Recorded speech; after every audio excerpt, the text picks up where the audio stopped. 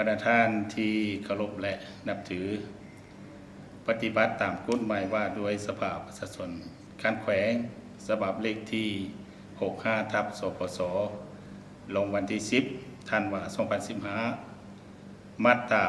61 ว่าด้วยองค์ประชุม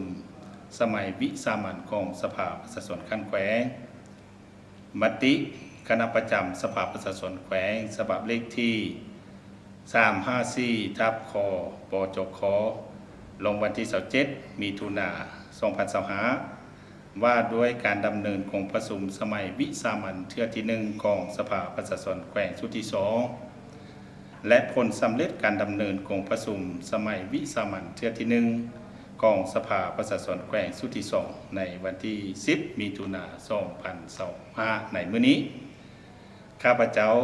ในนามรองประธานสภาประชาชนแขวงต่างหน้าคณะประจำสภาประชาชนแขวงถือเป็นเกียรติอย่างสูงรายงานมายังบรรดาท่านการนำภาครัฐพนักงานรัฐกรทหารตำรวจนักเรียนนักศึกษาปัญญาชนกรรมกรสาวผู้แห่งงานพ่อแม่พี่น้องประชาชนบรรดาเผ่าในทั่วแขวงพงศลีรับทราบกองประชุมสมัยวิสามัญเทื่อที่ 1 ของสภาประชาชนแขวงชุดที่ 2 ได้พิจารณาและรับรองเอาปัญหาสำคัญของท้องถิ่นตามการเสนอของประธานคณะกรรมการปกครองแขวงมีดังนี้อันที่ 1 พิจารณารับรองเอาการปรับปรุงกองจัดการจัดตั้งขององค์การปกครองแขวงคือ 1. โฮมแผนกแผนการและการลงทุนแขวงเข้ากับแผนกการเงินแขวงเป็นแผนกการเงินแขวง 2. โฮมแผนกพลังงานและโบแฮแขวงเข้ากับแผนกอุตสาหกรรมและการค้าแขวงเป็นแผนกอุตสาหกรรมและการค้าแขวง 3. โฮมแผนกทรัพยากรธรรมชาติและสิ่งแวดล้อมแขวงเข้ากับแผนกเกษตรกรรมและป่าไม้แขวงเป็นแผนกเกษตรกรรมและสิ่งแวดล้อมแขวง 4. โฮมแผนกแขวงพร้อมทั้งยกย้ายบุคลากรที่สอดคล้องกับพระพุทธปัตไปเข้ากับคณะจัดตั้งแขวงห้องว่าการแขวง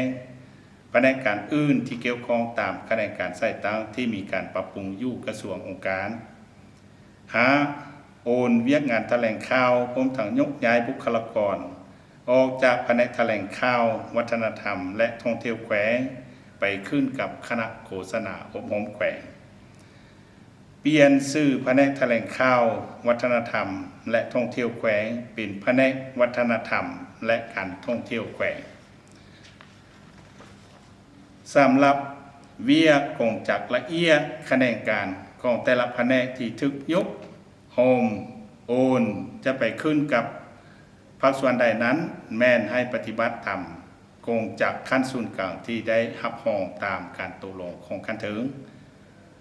สำหรับกงจักการจัดตั้งอยู่ขั้นเมืองมอบให้ประธานคณะกรรมการปกครองแขวงชี้นำประธานคณะกรรมการปกครองเมืองจัดตั้งปฏิบัติโฮมบรรดาโครงการโอนเวียกพร้อมทางแต่งตั้งบุคลากรตามพระบทบาทของตนอันที่ 2ได้พิจารณารับรองเอาการเสนอแต่งตั้งบุคลากรขององค์การพัฒนาและบริหารตัวเมืองของแขวงพงศลีมีดังนี้ 1. รับรองเอาท่านกองแก้วคันธพงศ์เป็นหัวหน้าองค์การพัฒนาและบริหารตัวเมืองของแขวงพงศลีอันที่ 3ได้พิจารณารับรองเอาการเสนอแต่งตั้งประธานคณะกรรมการปกครองเมือง7เมืองในทั่วแขวงพงศลีประกอบมีบรรดาท่านดังนี้ 1. ท่านคำพันธ์สุญญรัตน์รักษาการประธานคณะกรรมการปกครองเมืองพงศลีเป็นประธานคณะกรรมการปกครองเมืองพงศลี 2. ท่านทองคุณสัญญครรักษาการประธานคณะกรรมการปกครองเมืองใหม่เป็นประธานคณะกรรมการปกครองเมืองใหม่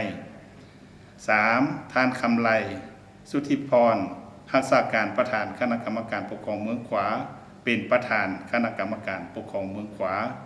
4. ท่านนุชสัญญวงศ์รักษาการประธานคณะกรรมการปกครองเมืองสามพันธ์เป็นประธานคณะกรรมการปกครองเมืองสามพันธ์ หาท่านวิสันวงศ์นครรักษาการประธานคณะกรรมการปกครองเมืองบุญเหนือเป็นประธานคณะกรรมการปกครองเมืองบุญเหนือ 6. ท่านทองศรีอินจักรรักษาการประธานคณะกรรมการปกครองเมืองยะอูเป็นประธานคณะกรรมการปกครองเมืองยะอู 7. ท่านคำล่าดวงมาลัยรักษาการประธานคณะกรรมการปกครองเมืองบุญไตเป็นประธานคณะกรรมการปกครองเมืองบุญไตบรรดาท่านที่เคารพและนับถืออีกเช่นหนึ่งข้าพเจ้าต่างหน้าให้คณะประจำสภาประชาชนแขวงสมาชิกสภาประชาชนแขวงขอแสดงความขอบใจเป็นอย่างสูงมาอย่างการนำพรรครัฐแนวเราสร้างชาติสหพันธ์นรกเก่าองค์การจัดตั้งมหาชนนักเรียนนักศึกษาปัญญาชนกรรมกรสาวผู้แรงงานพ่อแม่พี่น้องประชาชนบรรดาเผ่าทุกสันคนในทั่วแขวงพงศาลีที่ได้ใกล้ชิดและติดตามของประชุมสมัยวิสามัญเทื่อที่1ของสภาประชาชนแขวงสุทธิ2ของพวกเราในครั้งนี้ขออวยพรให้บรรดาท่านจงมีสุขภาพแข็งแรงมีผลสำเร็จหน้าที่เวียกงานของบรรดาท่านทุกๆท่านขอขอบใจ